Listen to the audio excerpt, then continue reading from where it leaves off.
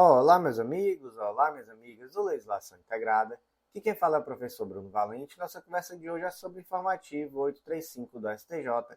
Antes de começar aquele convite, se inscreve no nosso canal, seja no Spotify, Deezer, Apple Podcasts, Google Podcasts ou no YouTube e ativa o sininho para ficar sabendo sempre que tiver conteúdo novo. Nos segue também no Instagram, @legislação_integrada, onde todo dia tem novidade. E curte, compartilha, deixa aquele like, avalia a gente com 5 estrelas no Spotify. Tudo isso fortalece demais o projeto e eu lhe serei eternamente grato. Então, sem mais delongas, vamos para o primeiro julgado de hoje. E, na verdade, não é nem um julgado, não, é uma súmula. Já começa hoje valendo. Temos 3 súmulas novas, salvo engano, nesse informativo. Não, 2 súmulas novas e uma súmula cancelada. E a primeira súmula a ser analisada é a súmula 674 do STJ. A autoridade administrativa pode se utilizar de fundamentação per relationem nos processos administrativos. E o que negócio é esse de fundamentação per relationem? Gente, é uma técnica de argumentação, né? Fundamentação per relationem nada mais é do que isso, uma técnica de argumentação jurídica, onde a fundamentação de uma decisão não é explicitamente detalhada, mas sim se faz uma referência, né? Por isso que é per relationem.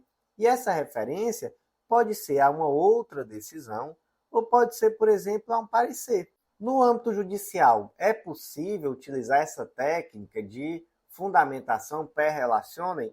Com certeza absoluta. Então, o juiz pode, por exemplo, na hora de julgar, dizer nos termos do parecer tal, no Ministério Público, eu julgo procedente a ação. Qual o detalhe? Também não pode ser só assim não, tá?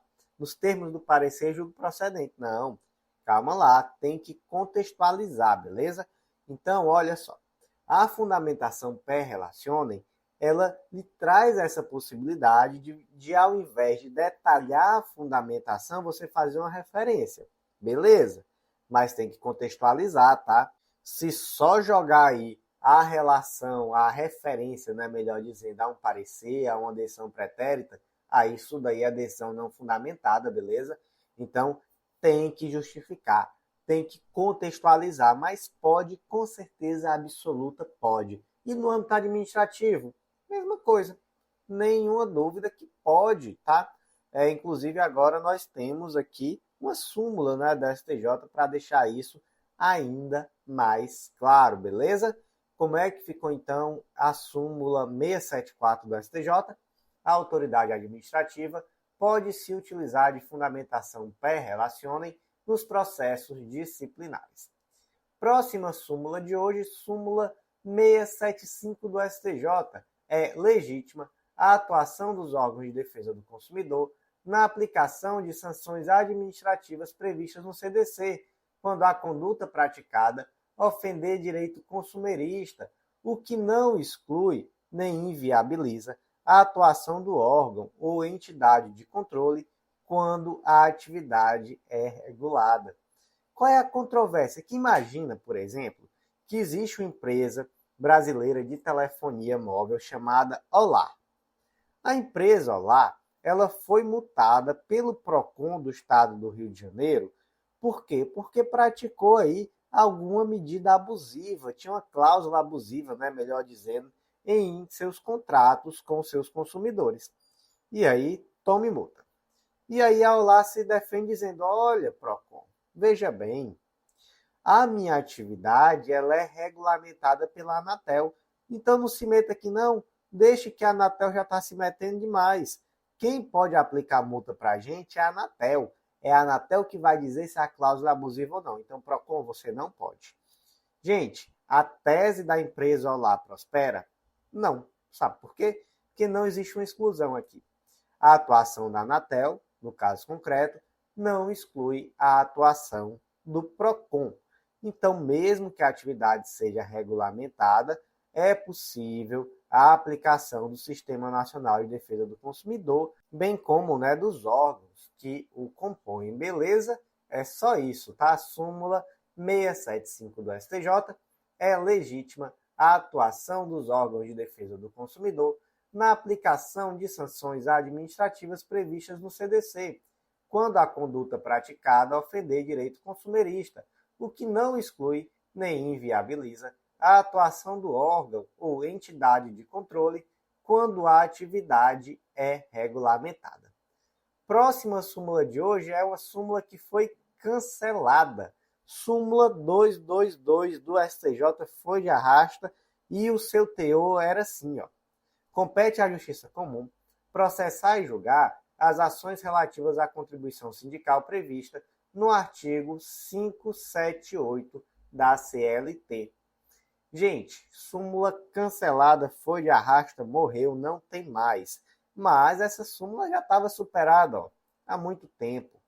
Que o que acontece? A súmula dizia que competia à Justiça Comum processar e julgar as demandas relativas à contribuição sindical. Só que qual era a leitura que já se fazia dessa súmula? Era a seguinte, olha, se a contribuição sindical for de seletista, competência e Justiça do Trabalho.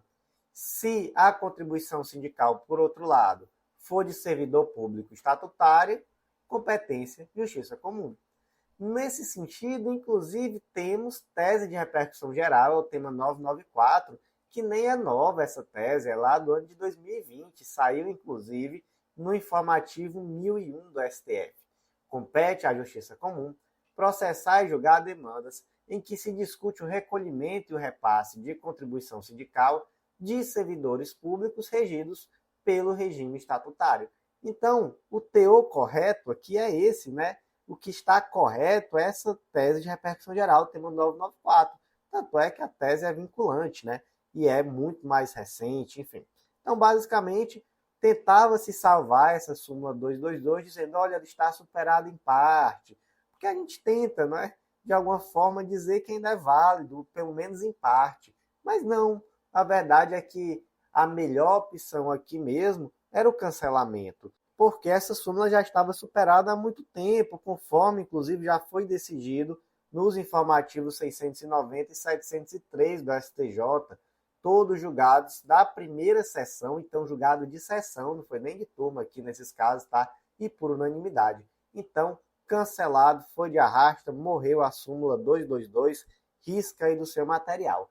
Então, como era o teor da súmula, compete à Justiça Comum processar e julgar as ações relativas à contribuição sindical prevista no artigo 578 da CLT.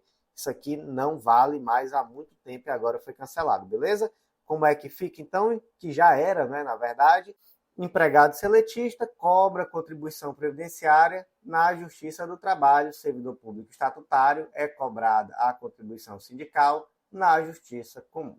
Beleza? Acabou súmula. Vamos agora começar os temas repetitivos. Gente, o informativo é grande, tá? O informativo passado também foi enorme. E esse é grande, cheio de tese repetitiva, tem súmula, tem de tudo. E agora começamos os temas repetitivos. E o primeiro de hoje é o tema 1221 do STJ. E a tese aqui foi inserida no Código de Processo Civil e ficou da seguinte forma. No caso de demanda em que se pleiteia a reparação moral decorrente de mau cheiro oriundo da prestação de serviço público de tratamento de esgoto, os juros moratórios devem ser contados desde a citação válida, salvo se a data da mora da prestadora do serviço tiver sido comprovada em momento anterior. Gente, interessante essa tese e é uma tese para se ter cuidado, beleza? Porque bora lá. Qual é o primeiro ponto aqui? O primeiro ponto é a gente entender quais são os efeitos da citação válida. E para isso nós temos o artigo 240 do CPC, que é importantíssimo. Então, olha só, a citação válida, ainda que ordenada por juiz incompetente, induz litispendência, torna litigiosa a coisa e constitui em mora o devedor, ressalvado o disposto nos artigos 397 e 398 do Código Civil. Então, quais são os efeitos da citação válida, ainda que ordenado por juiz incompetente, né? Induzir litispendência, tornar litigiosa a coisa e constituir em mora o devedor. Legal, excelente. Não confunde, tá? Só com um detalhezinho. Eu gosto de colocar essa tabelinha, eu até coloquei no material. Citação válida tem esses 3 efeitos. E o despacho que ordenar a citação faz o quê? Ele interrompe a prescrição. E essa interrupção retroage a data da propositura da ação. Então, o que interrompe a prescrição é o despacho que ordena a citação, não é a citação. E, além disso, né, há uma retroatividade da data dessa interrupção da prescrição à data da propositura da ação. Beleza? Beleza. O ponto aqui que eu quero que vocês fixem, nesse artigo 240, constitui o devedor em mora. Então, qual é o termo inicial da mora? Em regra, é a data da citação válida. O indivíduo foi citado, ele está em mora, então nós temos aqui o termo inicial dos juros decorrente dessa mora, no caso de uma eventual condenação lá no futuro. Legal. Mas vamos lá. Imagina agora uma situação assim, exemplo didático. A Ana sofre constantemente com o mau cheiro decorrente do esgoto na sua rua. E aí ela propôs uma ação de danos morais em face da companhia de esgoto. Durante a instrução processual, foi demonstrado que esse odor, de fato, é motivado por problema técnico na infraestrutura que seria de obrigação da companhia e eleva níveis suficientes para prejudicar o bem-estar dos moradores. Então, havia ali, de fato, um defeito na prestação do serviço. Ao final, a companhia foi obrigada não só a realizar o reparo, como também a indenizar a Ana em R$10.000. E aí se pergunta assim, qual é o termo inicial dos juros moratórios decorrentes dessa condenação? Lembrando aqui, condenação por danos morais. Gente, isso aqui é um pouquinho complexo, tá? E aí, lembra daquilo que eu conversei com vocês, né? De que a citação válida, ela vai colocar o devedor em mora, não é? Não foi isso que a gente conversou? Mas veja só, o que diz a posição mais tradicional do STJ sobre esse caso concreto?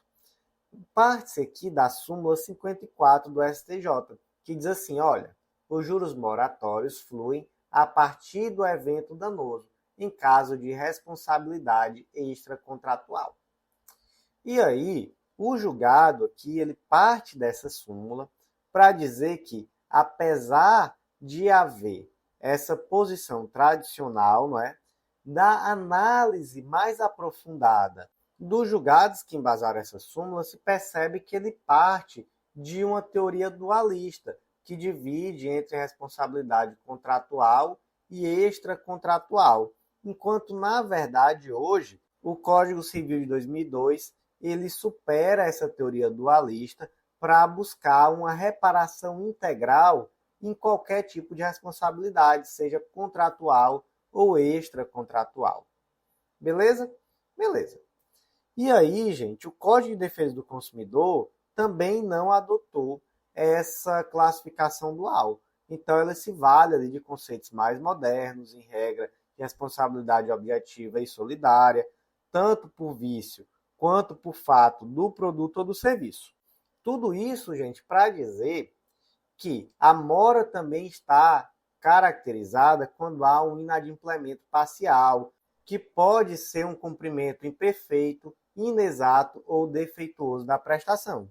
O que é o caso aqui, né, gente? Porque veja só, no nosso exemplo, a Maria, ela tinha água na casa dela, ela tinha acesso ao esgoto, mas o esgoto tinha mau cheiro. Então não foi um inadimplemento total da obrigação, foi um inadimplemento parcial decorrente de quê? De um defeito na prestação de serviço, né? Um mau cheiro que vinha a causar, inclusive, ali danos à saúde ou mesmo danos à qualidade de vida. E aí, gente, partindo dessa lógica toda que eu trouxe aqui, o julgado ele caracteriza o termo inicial da mora de acordo com cada uma das situações que ele vai elencar. Então, olha só. A partir de agora eu vou começar a ler, tá? Na responsabilidade contratual, é possível a caracterização da mora anteriormente à citação válida quando, olha só, A, na obrigação positiva, líquida e com o termo certo. Beleza. B, em casos de anterior notificação do responsável pela reparação dos danos. Já foi notificado antes, já foi constituído em mora. C, quando verificado inadimplemento absoluto, devidamente comprovado nos contratos de prestação continuada. Então, olha só as três hipóteses aqui em que a mora é anterior à citação mesmo na responsabilidade contratual. Primeira, quando a obrigação já era positiva, líquida e com o termo certo. Faz todo sentido, né? Segundo, quando já houve a notificação anterior do descumprimento da obrigação, então já foi constituída em mora. E terceiro, o inadimplemento absoluto devidamente comprovado nos contratos aqui de prestação continuada. Show! E na responsabilidade extracontratual, aí vamos ler aqui. Na responsabilidade extracontratual, a regra é a constituição da mora a partir do evento danoso, mas também se mostra possível a configuração a partir da citação válida, quando a mora não se restar efetivamente comprovada em momento anterior. Beleza? Então, responsabilidade extracontratual, qual é a regra? É que a mora seja no momento, a partir do momento do evento danoso. O que é aqui um exemplo de responsabilidade extracontratual? Suponha que eu estou aqui dirigindo meu carro, veio o Pedrinho dirigindo na contramão e bateu no meu carro. Eu não tenho nenhum contrato com o Pedrinho, mas em virtude de um ato ilícito que ele acabou de cometer, que foi bater no meu carro, ele agora tem a obrigação de me indenizar, de consertar o meu veículo. E ele está em mora a partir de quando? A partir desse momento. Faz todo sentido, né? Mas quando é que vai ser tão somente a parte da citação válida? Quando essa mora, ela não se restar efetivamente comprovada em momento anterior. Então, se eu não conseguir demonstrar a partir de que momento foi realizada, de fato, esse ato ilícito, enfim, esse fato que gerou a responsabilidade extracontratual, quando não der para verificar o momento, aí você passa para essa regra de que vai ser a partir da citação válida. Então, muito cuidado, beleza? Porque essa é a leitura que tem sido feita acerca dessa súmula, que é a súmula de número 54 do STJ. É necessário verificar, não é? Então, no caso concreto que nós trouxemos, temos a responsabilidade contratual, temos um inadimplemento parcial decorrente de um defeito na prestação do serviço e aí uma obrigação de indenizar por danos morais decorrente desse defeito. Qual vai ser o termo inicial da mora? Em regra, vai ser a partir do momento em que verificada a má prestação do serviço. Ah, mas não deu para verificar que momento foi esse. Então, gente, aí a gente passa para a segunda regra, né? Aí vai ser a partir da citação válida. Como é que ficou, então, a tese fixada? No caso de demanda, em que se pleiteia a reparação moral decorrente de mau cheiro, oriundo da prestação de serviço público de tratamento de esgoto, os juros moratórios devem ser contados desde a data da citação válida, salvo se a mora da prestadora de serviço tiver sido comprovada em momento anterior. Gente, a próxima tese eu não vou ler nem analisar, tá? É o tema 1229 da STJ. Fica aí a ressalva caso você queira ver no material escrito. Acredito que não vai ter muita importância aqui para a gente fazer só a leitura do destaque, então nem vou ler, beleza? Próxima tese de hoje foi inserida no Código Brasileiro de Trânsito, é o tema 1104 da STJ e a tese ficou da seguinte forma. O direito ao trânsito seguro, bem como os notórios e inequívocos danos morais e materiais coletivos decorrentes do tráfego reiterado em rodovias de veículo com excesso de peso, autorizam a imposição de tutela inibitória e a responsabilidade civil do agente infrator. Gente, vamos lá, não é? Temos aqui uma infração de trânsito a princípio, que é transitar com um veículo com excesso de peso. Está lá no artigo 231, inciso 5º do Código Brasileiro de Trânsito. Gente, aqui é uma infração de natureza média e a penalidade aqui é uma multa que vai de acordo com a tabela que está lá no artigo 231, que vai aumentando a cada 200 quilos que excedem a esse limite. E aí, gente, vem a pergunta assim, ó. Imagina que uma determinada empresa ela realiza transporte de cargas e ela vem reiteradamente sendo punida por infrações de trânsito decorrentes desse transporte de mercadoria acima do limite de peso. E aí, já tem aqui infração de trânsito, né? Vai pagar multa. Mas se perguntar além da multa, essa empresa pode ser condenada a pagar danos morais coletivos? Gente, pode sim. Lembrem-se, tá? A responsabilidade civil independe da responsabilidade administrativa. Então é possível, né, além de ser punido com a multa aqui decorrente do Código de Trânsito Brasileiro, também é possível uma penalidade, não é, no âmbito civil. Então, danos morais coletivos. Agora, olha, eu vou te pedir aqui uma coisa. Tem muito cuidado, tá? Tem muito cuidado mesmo, porque isso aqui é uma coisa que tem que ser vista dentro da peculiaridade fática. Sabe por quê? Porque senão a gente vai para um limite. Sabe qual é o limite? O limite foi o que eu trouxe, por exemplo, aqui para vocês, lá no informativo 732 do STJ, em que o indivíduo estacionou na vaga de pessoa com deficiência, levou multa, tudo certo, só que o Ministério Público achou pouco e também propôs uma ação por danos morais coletivos. Gente, aí pelo amor de Deus, aí tem senso, né? É claro que é muito errado estacionar na vaga de pessoa com deficiência sem ter deficiência. Mas dano moral coletivo por causa disso, não, né? Já tem a pena de multa, tá lá no Código Brasileiro de Trânsito, a pessoa vai ser multada. E essa multa já tem um caráter educativo, já tem um caráter sancionatório, não precisa, não é? Agora, se é uma situação como essa que nós trouxemos aqui agora, no informativo 835, em que a pessoa está cometendo a infração de trânsito, mas essa infração ela é reiterada e ela acaba tendo impactos maiores, impactos sobre a segurança viária, não é? Enfim, aí tudo bem. Porque aqui no caso concreto a gente pensa numa situação dessa, né? Uma empresa que ela reiteradamente acaba descumprindo a legislação, então os caminhões dessa empresa estão sempre ali com sobrepeso, já foi multado várias vezes, não está resolvendo. Gente, aí nós temos, não é, de fato, uma possibilidade também de reconhecimento da responsabilidade civil. Mas cuidado, tá? Isso aqui não é padrão não, tá? Não é assim não. Ah, a PRE parou aqui um caminhão, estava acima do peso, aplica a multa e manda lá para o MP propor uma ação civil pública para condenar também por dano moral coletivo. Brincadeira, né? Não é assim, beleza, gente? Então, muito cuidado. Uma coisa é uma coisa, outra coisa é outra coisa.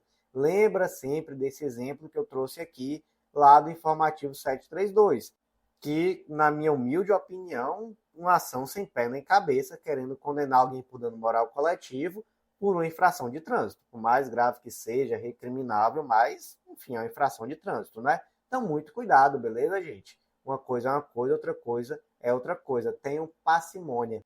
Portanto, como é que ficou aqui o tema 1104 do STJ, o direito ao trânsito seguro, bem como os inequívocos danos materiais e morais coletivos decorrentes do tráfego reiterado em rodovias de veículo com excesso de peso, autorizam a imposição de tutela inibitória e a responsabilidade civil do agente infrator. Próximo julgado de hoje é mais um tema repetitivo, o tema 1232 do STJ. Foi inserido na Lei do Mandado de Segurança, Lei número 12016 de 2009, e a tese ficou da seguinte forma. Nos termos do artigo 25 da Lei do Mandado de Segurança, não se revela cabível a fixação de honorários de sucumbência em cumprimento de sentença proferido em mandado de segurança individual, ainda que dela resultem efeitos patrimoniais a serem saldados dentro dos mesmos autos. O que diz esse tal desse artigo 25 aqui da Lei do Mandado de Segurança, Lei número 12016 de 2009? Não cabem, no processo de mandado de segurança, a interposição de embargos infringentes e a condenação ao pagamento de honorários advocatícios sem prejuízo da aplicação de sanções no caso de litigância de má-fé. Então, ponto aqui é esse, beleza? Não cabe honorários advocatícios em mandado de segurança. Mas, não é claro, é possível a aplicação de sanção no caso de litigância de má-fé, beleza? Gente, agora vamos aprofundar isso aqui. Eu quero que vocês também tenham em mente outra coisa. Mandado de segurança não pode ser substitutivo de ação de cobrança. O que isso quer dizer? Que eu não posso cobrar uma dívida através de mandado de segurança. Mas, agora olha só o tamanho aqui do mais. Por outro lado, é possível que dentro dessa ação de mandado de segurança haja algum valor a ser cobrado. Vou explicar isso melhor. Imagina que eu, Bruno, sou servidor público e eu impetro o mandado de segurança sustentando que eu tenho um direito líquido e certo a receber um determinado adicional no meu salário. E esse adicional eu teria direito desde o ano de 2020, em virtude de uma lei que foi aprovada lá em 2020. Eu estou impetrando esse mandado de segurança quando? Hoje, 2024. E aí, gente, esse mandado de segurança vai ser julgado daqui a um ano, 2025, julgado procedente. Tem um efeito patrimonial aí, não tem? Tem. Eu vou ter como cobrar valores. No cumprimento de sentença nesse mandado de segurança, vou. Que valores? Os valores decorrentes dessa condenação desde a data em que eu impetrei o mandado de segurança. Por mais que o mandado de segurança diga assim, olha, você tem direito a esse valor aqui desde o ano de 2020. O que é que eu vou ter que fazer? De 2020 a 2024, eu vou ter que propor uma ação autônoma para cobrar. Mas de 2024, né, da data que eu impetrei esse mandado de segurança, até 2026, que foi a data do trânsito em julgado, aí eu vou ter como pedir em cumprimento de sentença. Entendeu? Então é isso que quer dizer que não pode ser substitutivo de ação de cobrança, mas que, por outro lado, pode ter um efeito patrimonial, né? Eu posso, eventualmente, cobrar, sim, valores, desde que esses valores sejam posteriores à data em que eu impetrei o mandado de segurança. Tudo certo? Aí vem a pergunta. É possível, nesse caso concreto aqui, em que tem um efeito patrimonial e que esse valor está sendo cobrado no cumprimento de sentença do mandado de segurança, nesse caso, cabe condenação de honorários? Não, não cabe. Por quê? Porque a vedação do artigo 25 da Lei do Mandado de Segurança se aplica também à fase de cumprimento de sentença, beleza? Então, como é que ficou a tese fixada? Nos termos do artigo 25 da Lei do Mandado de Segurança, não se revela cabível a fixação de honorários de sucumbência em cumprimento de sentença proferida em mandado de segurança individual, ainda que dela resultem efeitos patrimoniais a serem saldados dentro dos próprios autos.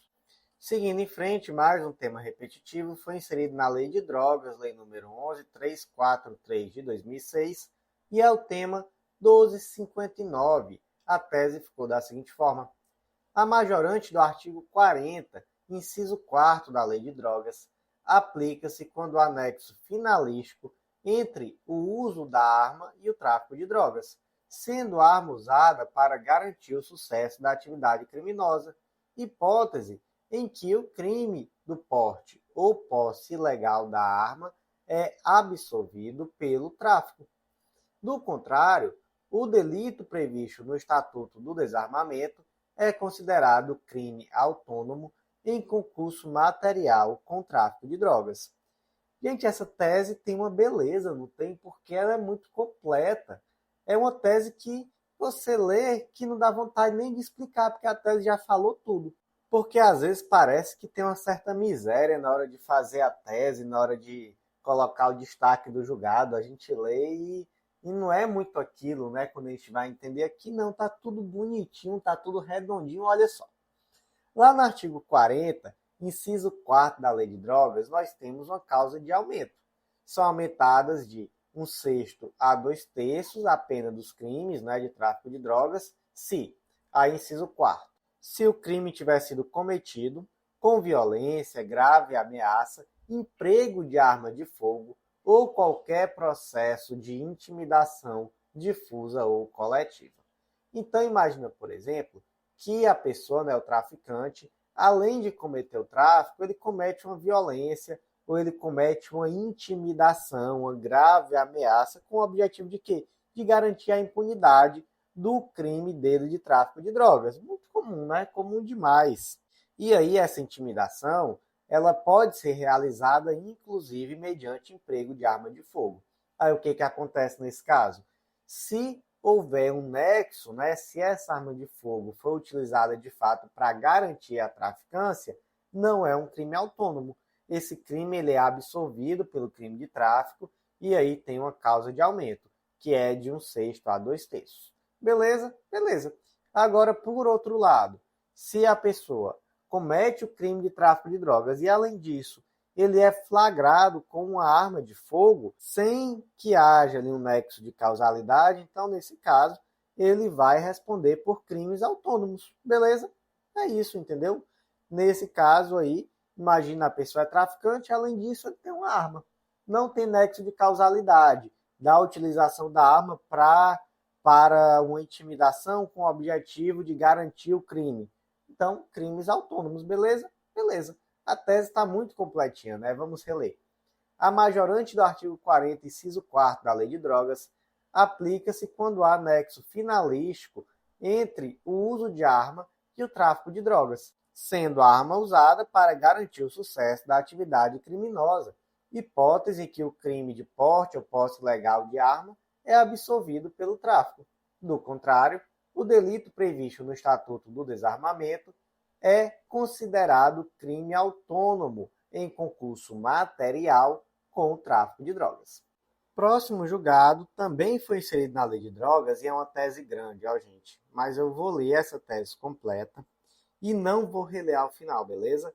Essa tese foi fixada no IAC, no Incidente de Assunção de Competência, e é o tema 16. Então vamos lá. 1. Nos termos do artigo 1º, parágrafo único e artigo 2º caput da Lei de Drogas, não pode ser considerado proscrito o cânhamo industrial, variedade da cannabis, com teor de tetrahidrocannabidiol inferior a 0,3%, portanto, inapto à produção de drogas, assim entendidas substâncias psicotrópicas capazes de causar dependência. 2. De acordo com a Convenção Única sobre Entorpecentes e a Lei de Drogas, compete ao Estado brasileiro estabelecer a política pública atinente ao manejo e controle de todas as variedades de cannabis, inclusive o cânhamo industrial, também conhecido como hemp, não havendo atualmente previsão legal e regulamentar que autorize o emprego para fins industriais distintos dos medicinais e ou farmacêuticos, circunstância que impede a atuação do Poder Judiciário. 3. À vista da disciplina normativa para uso de medicamentos e ou farmacêuticos de cannabis, as normas expedidas pela Anvisa, proibindo importação de sementes e manejo doméstico da planta, devem ser interpretadas de acordo com a Lei de Drogas, não alcançando, em consequência, a variedade descrita no item 1, que é o cânhamo industrial ou hemp, cujo teor de THC é inferior a 0,3%. 4. É lícita a concessão de autorização sanitária para plantio, cultivo, industrialização e comercialização do cânhamo industrial por pessoas jurídicas, para fins exclusivamente medicinais e ou farmacêuticos, atrelados à proteção do direito à saúde, observada a regulamentação a ser ditada pela Anvisa e pela União, no âmbito de suas respectivas atribuições, no prazo de 6 meses contados da publicação deste acórdão.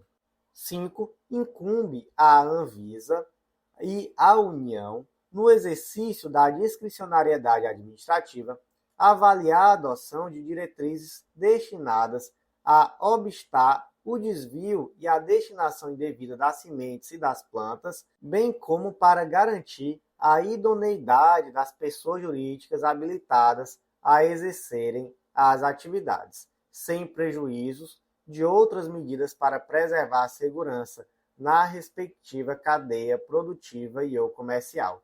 E aí, gente, sobre esse rastreio aqui das sementes, aí vem, por exemplo, rastreabilidade genética, restrição do cultivo de determinadas áreas, etc. Quanto à questão da idoneidade da pessoa jurídica, tem um cadastro prévio, regularidade fiscal, trabalhista, ausência de anotação criminal dos técnicos, etc., etc. e etc. Então, gente, vamos lá. Nós temos aqui uma tese que trata sobre o cânhamo industrial, que é o tal do hemp. Para quem não sabe, gente, o cânhamo industrial é uma modalidade de planta cannabis sativa, mas que não tem efeito psicotrópico. Por quê? Porque o THC dela é inferior a 0,3%, o que é completamente insuficiente para gerar qualquer efeito psicotrópico. Então isso aqui não serve para droga, tá? Isso aqui não serve para fazer droga. Agora, infelizmente, e aí, gente, olha só.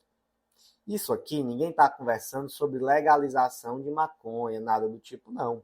Aqui nós estamos falando de uma planta que é uma variedade da planta cannabis sativa que não serve para fins de droga, né? Não tem efeito alucinógeno e que tem aplicações em diversas áreas. Gente, isso aqui tem aplicação na indústria farmacêutica, para remédios, para diversas doenças.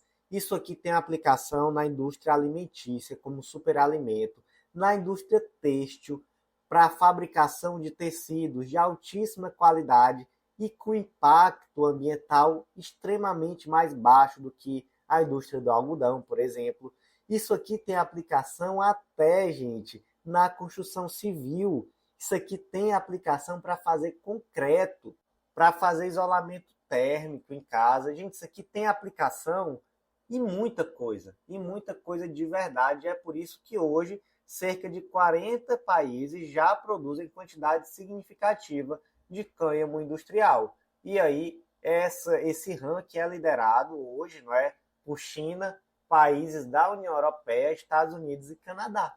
Não é? Hoje, isso daqui é dado que eu peguei na internet, tá? Estima-se que foram produzidos cerca de 300 mil toneladas de cânhamo industrial em estado bruto lá no ano de 2019, beleza? Então isso aqui é importantíssimo, gente. Isso aqui é algo que só dá para ser contra se for por puro preconceito, porque não faz sentido, né? Isso aqui não tem como ser usado como fazer droga, mas pode ser usado para medicamento, para indústria alimentícia, indústria têxtil, construção civil. Tem um impacto ecológico muito interessante por ser uma solução muito mais adequada para muitas indústrias, né? Como, por exemplo, a indústria da construção civil. Enfim, o que acontece? O problema é que a Convenção Única sobre Entorpecentes ela traz uma necessidade de controle de todas as variedades de cannabis. E o Brasil adere a essa convenção, apesar de, nesse aspecto aqui, especificamente em relação ao cânhamo industrial, ser uma convenção muito ultrapassada, que traz um prejuízo, né, na verdade, um prejuízo econômico e social muito grave, e dizem que até mesmo ambiental, né, por ser o cânhamo industrial algo ambientalmente muito mais sustentável do que outras soluções que hoje são aplicáveis, e aqui especialmente na indústria têxtil e na indústria da construção civil. Beleza.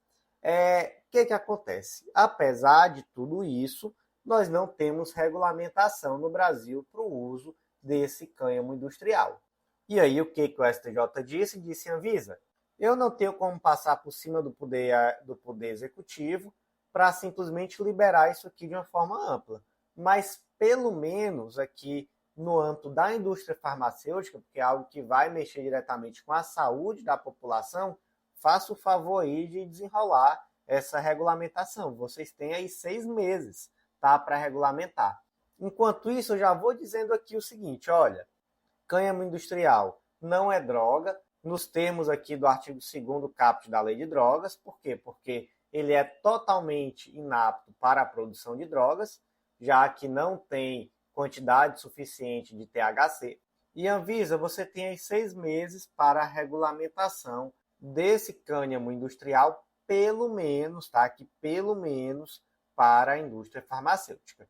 E aí, dentro dessa regulamentação, é necessário que se atenda a alguns requisitos. Então, você tem que trazer diretrizes aptas a obstar o desvio, a destinação indevida dessas plantas e sementes. Você tem que garantir a idoneidade das pessoas jurídicas que vão utilizar esse cânhamo industrial. Você tem que trazer medidas para preservar a segurança dessa cadeia produtiva e comercial e etc. Beleza, gente? Então, o ponto aqui principal é esse, tá? O STJ trouxe uma necessidade de regulamentação, pelo menos, para a indústria farmacêutica. Mas que fique claro aqui que o cânhamo industrial, ele não tem qualquer efeito entorpecente ou psicotrópico, então não é uma variedade de planta apta a ser utilizada na fabricação de drogas, beleza? Antes de seguir em frente, eu vou fazer aquele convite muito especial para você que vem sempre aqui, mas que ainda não é nosso assinante. Acesse legislaçãointegrada.com.br e vem fazer parte do Clube da Lei.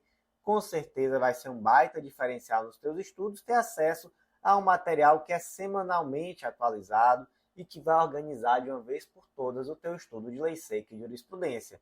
Tudo isso por um valor super acessível, então vem fazer parte, eu te aguardo.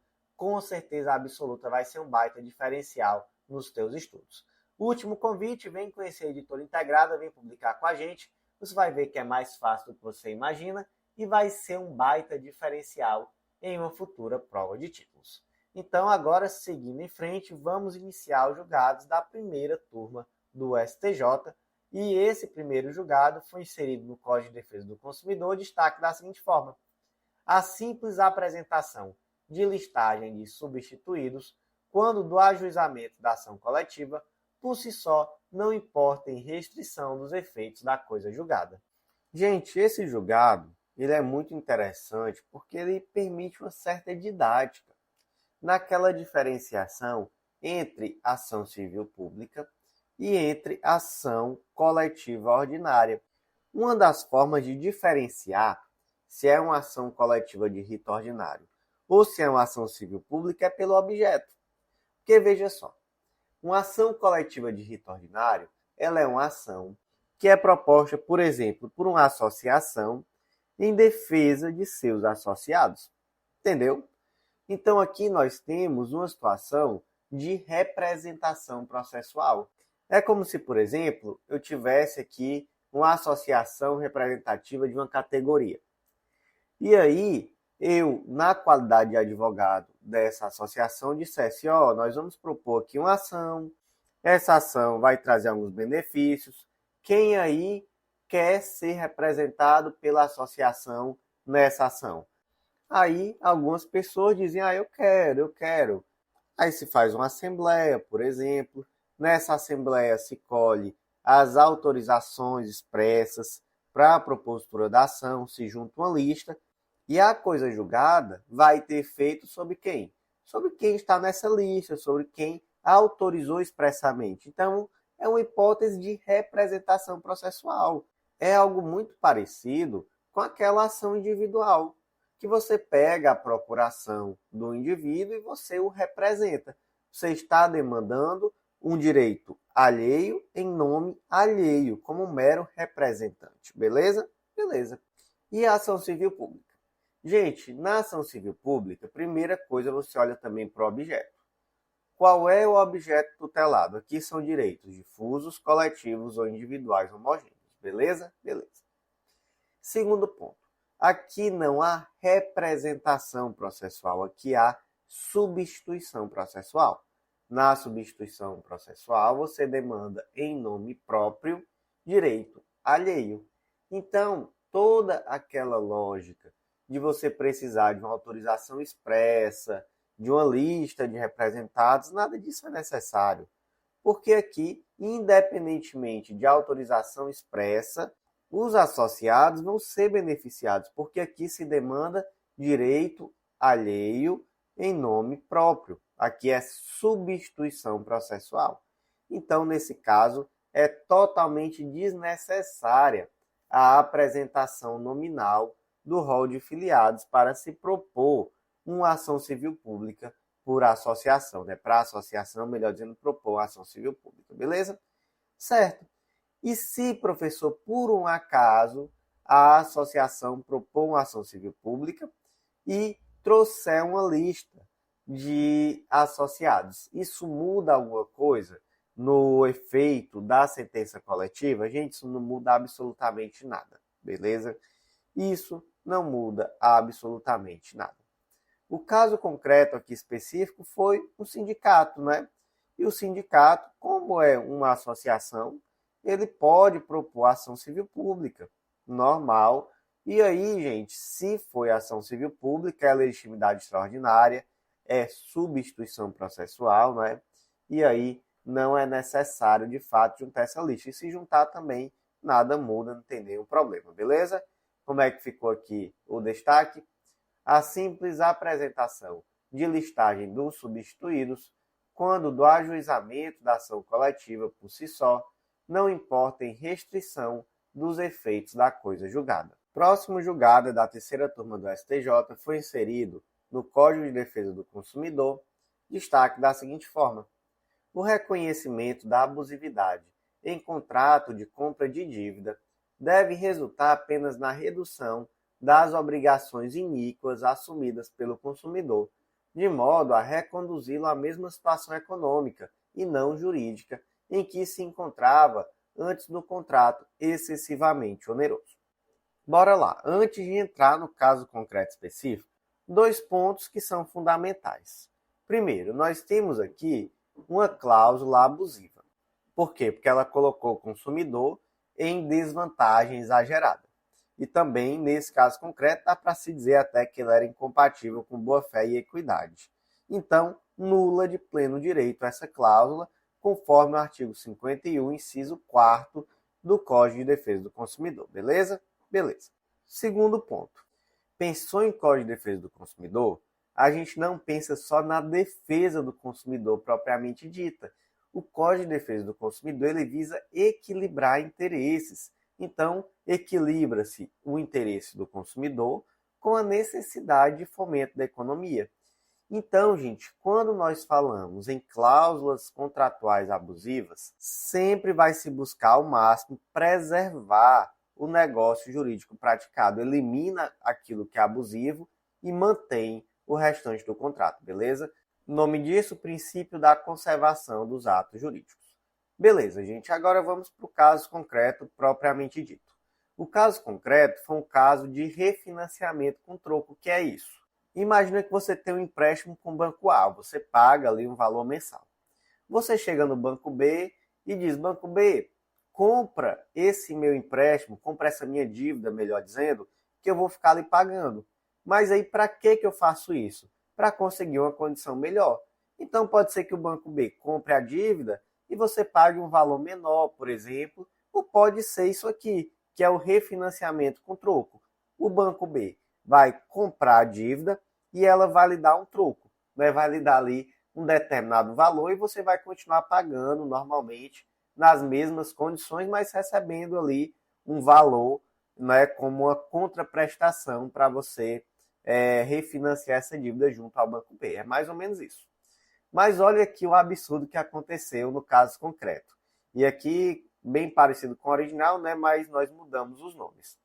O Miguel era aposentado, ele contratou junto à Caixa Econômica Federal um empréstimo consignado a ser pago em 96 parcelas de R$ 1.100. Em 2018, ele já tinha pago 41 parcelas e tinha 55 parcelas em aberto. E aí ele foi até uma outra instituição financeira e essa instituição financeira lhe ofereceu esse refinanciamento com troco. Mas olha aqui como foi o troco. Ele recebeu R$ 147,45 e ele voltou a dever 96 parcelas de R$ 1.100. Então ele já tinha pago 41 das 96. Esses 41 aí, essas 41 parcelas de 1.100 equivaleriam aqui a um troco de R$ 147,45. Ou seja, isso aqui foi um crime, né? Ele foi, como se diz no Ceará, engabelado. Claro, né, o Miguel propôs uma ação pedindo a nulidade e uma indenização também, e disse que ele acreditou, pelo que foi oferecido, que ele receberia um troco de R$ 30 mil e não de R$ 147,45. E aí vamos lá. Foi abusivo esse refinanciamento? Com certeza, né? Tem nem o que pensar, totalmente desproporcional. E aí? Vai ser extinto o contrato? Não. Sabe por quê? Porque extinguir o contrato, na verdade, iria ter impacto sobre um terceiro, que é a Caixa Econômica Federal. Porque a obrigação original era com a Caixa Econômica Federal. Se esse refinanciamento fosse extinto, a Caixa Econômica voltaria ao seu status quo antes, sem nem ter participado do processo. Então, faz sentido simplesmente anular o contrato? Não. É isso que significa que o status quo ante aqui é o status quo ante econômico e não jurídico. porque o jurídico impactaria na Caixa Econômica Federal, que é um terceiro que sequer participou do processo. Então, basicamente, o que vai se fazer aqui? Vai se revisar o contrato para retirar essa desproporção, não é? Afinal de contas, ele basicamente recebeu um troco de R$ 147,45, tendo pago 41 parcelas de R$ 1.100, o que é algo absolutamente desproporcional, beleza? Então, como é que ficou o destaque?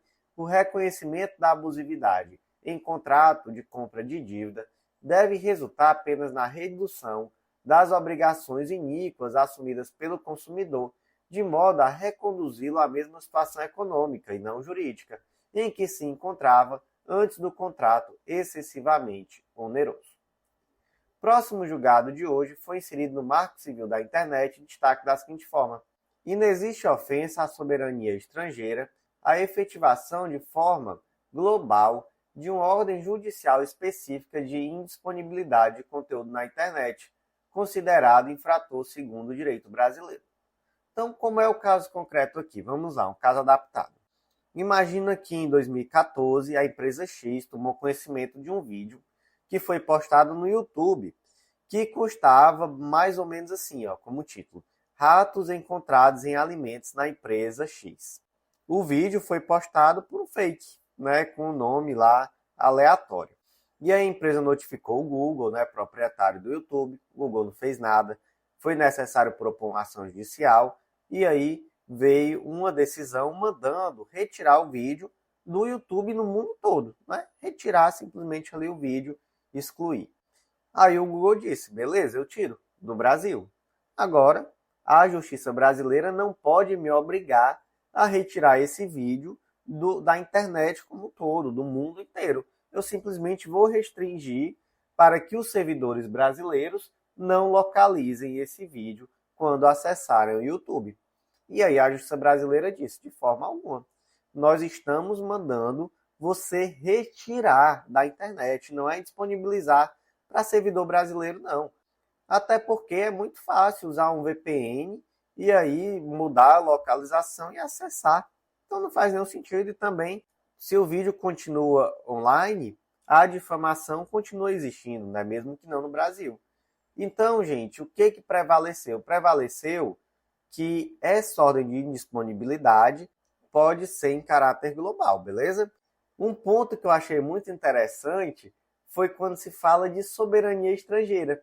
Porque, na verdade, esse conceito nem faz sentido, O que existe é soberania nacional. Não existe uma soberania estrangeira.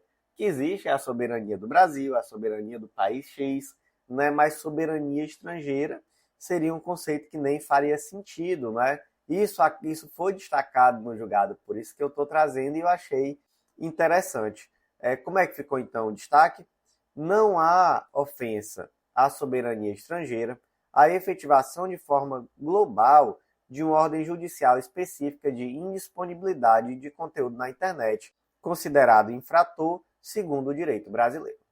Próximo julgado de hoje foi inserido no ECA, Estatuto da Criança e do Adolescente, destaque da seguinte forma: a gestante ou parturiente que manifeste o interesse de entregar seu filho para adoção tem direito ao sigilo judicial em torno do nascimento e da entrega da criança, inclusive em relação ao suposto genitor e à família ampla.